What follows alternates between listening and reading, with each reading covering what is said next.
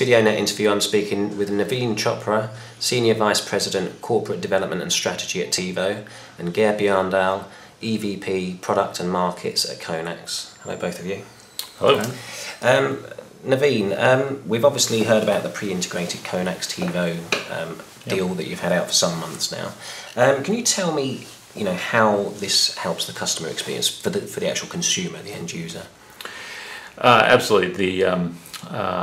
We're seeing a lot of interest today from consumers who want to have a better television experience. A better television experience, we think, is really about marrying everything that they get from their traditional pay television service, whether that's satellite, terrestrial, cable, as well as a growing world of content that they are interested in consuming that is available via the internet.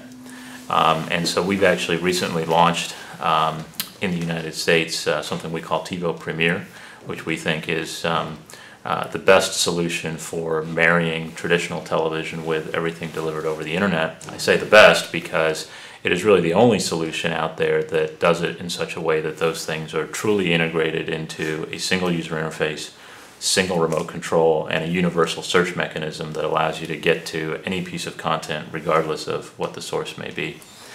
And that is something that we are now taking that experience and in particular in conjunction with Conax making it available to operators outside of the United States on a variety of set-top box platforms that utilize the Conax conditional access system. So allows us to have an answer for the operators to deliver on this growing customer desire to get access to more and more content, which is something we think we have a great solution for. And do you think this is the big differentiator for the pay TV operators, that they can offer the on-demand and the classic broadcast all in the same place? I think it's a great opportunity for them. I think there's a lot that is being written and said about internet-delivered content being a major competitive threat to traditional operators. And we actually look at it very differently. We think it's a great opportunity. It is a threat if you draw a black and white line between these two worlds and say you as the consumer have to choose between one or the other, because then there will be some consumers who choose to consume internet content primarily either through a PC or some other device. And so the challenge for the operator is to figure out a way to embrace that content but also not to lose control, and that's really where Tivo comes into play. We have an interface that allows them to embrace the content, make it a core part of their service, but a critical component of that is that they have the ability to control which of those content partners are and are not part of that experience. And then number two, once they embrace it, they have to figure out a way to actually provide it in a way that is better than other alternatives that are available to the consumer. And that's where the integration of the user experience comes in, because we think it's much more enjoyable, much more convenient for the consumer to get access to that content when it's right there on the television set with a great user interface stitching everything together. Okay, and Geir, do you think that the content discovery aspect of the software is a key element? Yeah, I think it's a key element that the operator has a tool to merge the two worlds, because as Naveen is saying here, a lot of operators see what's happening on the net with the video content posted on the net as a threat, but having them a tool like Tivo, this can be turned to a really major opportunity for the operator, because we know that the operator already have the customer names in their databases. They have usually the content rights they need, and they can be an aggregator of content also on the net more than what is happening now, and also at least being the gateway, so they have some kind of guiding possibilities by this walled garden. So we believe that the Tivo is a very important tool for our operators to merge these two worlds, and that it opens up opportunities for them.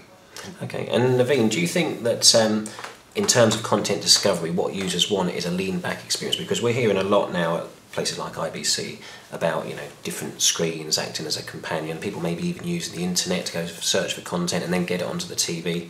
Is it a sort of a sit on the sofa experience, do you think?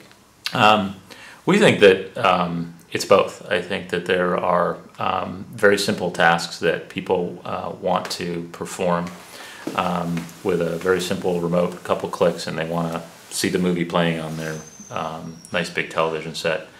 But one of the things that is interesting when you begin to marry the internet and traditional television is the breadth of content that you can get access to. It becomes so large that there's a much more intimate browsing and exploration experience that we think can actually be quite enjoyable on a device other than the television screen.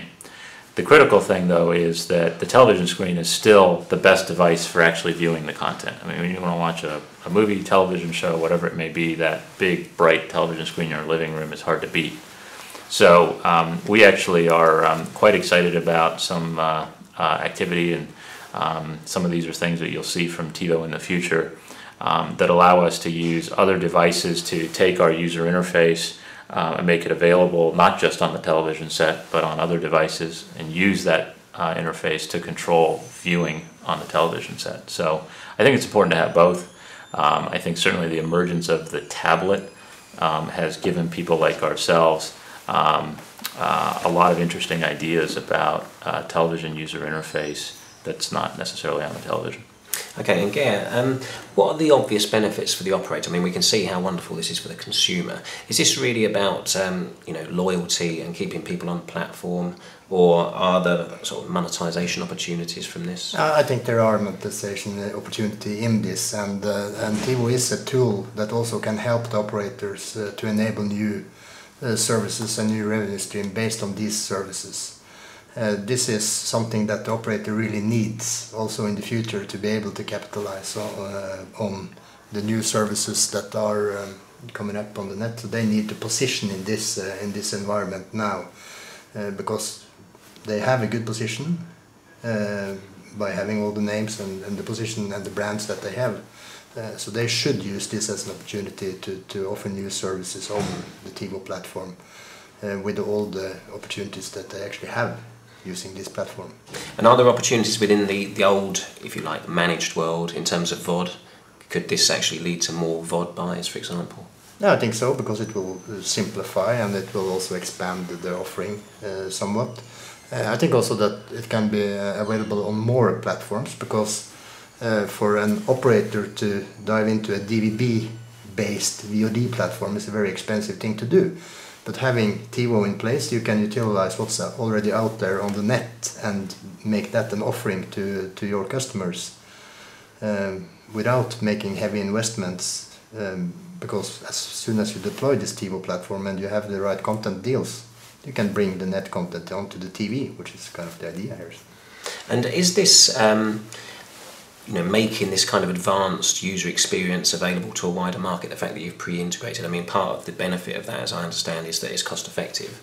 I mean, are you kind of opening this up to not just the leading operators, but to tier 2s, for example? Yeah, that's what we want to do. I mean, Conax, together with Tivo, is making kind of an investment on kind of a basis platform. Okay, we know that there will be customizations, small, but hopefully as small as possible for each operator. Tivo has traditionally been very, very good at the tier 1 operators. Conax is very large in the tier 2 market, so we hope that we can, by our investment, open up a possibility also for the tier 2 market to deploy this solution, which I think will be beneficial for everyone actually. Okay, and there's obviously an STP or set-top box porting kit. I mean, first of all, is this about high-end DVRs, or can we get this experience through the classic Zapper set-top box? Well, it's definitely not just about DVRs. Some of the work that we've done both in the US, or I should say we've announced most recently in the US, as well as with some of our other partners in Europe, in the UK and Spain, is the use of Tivo as a software experience for both a DVR as well as a Zapper. And if you think about the fact that so much of the experience is about searching and browsing content from a variety of sources, whether that's the internet, whether it's linear television, whether it's the operator's VOD. The ability to record that onto a local hard drive is a very small part of the total functionality. And what we hear from operators is that they want that experience both in DVR form as well as in Zapper form. it is not, however, focused on a lot of legacy solutions, which I think is a good thing for many of these operators have been caught up in projects that spend probably too much time trying to address the legacy base, when in reality this is an opportunity for them to have a whole new user experience, something that is much more dynamic, much more advanced, much more engaging for the customer. And so it is targeted at kind of current generation and forward set-top boxes, both DVRs and zappers. Okay, so you would need a new box to bring this experience to the home? Well, you'd need to have a box of a certain capability to support the richness of the user interface.